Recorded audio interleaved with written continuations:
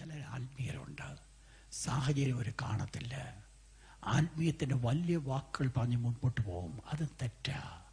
കാരണം അതല്ല, ഒരു റിയാലിറ്റി വിട്ടേച്ച് പോകുന്നതല്ല ആത്മീയ ജീവിതം എന്ന് പറയുന്നത്. ആത്മീയ ജീവിതം എന്ന് പറയുന്നത് റിയാലിറ്റിയിൽ തന്നെ നിൽക്കുമ്പോൾ എൻ്റെ ദൈവത്തിൻ്റെ ശക്തിയിൽ ഞാൻ ആശ്രയിക്കുന്നതാണ്. What God can do in my life.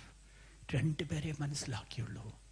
എന്നെ വേദനിപ്പിച്ചൊരു കാര്യം, ആ വലിയ കൂട്ടത്തിൽ ഒരു മൈനോറിറ്റി എന്ന് പറയുവാനില്ല, ഒള്ളിറ്റു.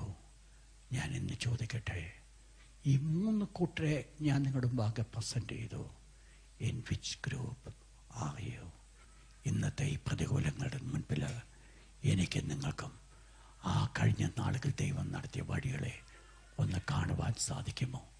കഴിഞ്ഞ നാളുകളിൽ ദൈവം തന്ന ജയത്തെ എനിക്ക് നിങ്ങൾ കാണുവാൻ സാധിക്കുമോ? കഴിഞ്ഞ നാളുകളിൽ എൻ്റെ നിങ്ങളുടെ മുൻപിൽ ചെങ്കലിനെ വിഭാഗിച്ചത് ഒന്നോർക്കുവാൻ സാധിക്കുമോ?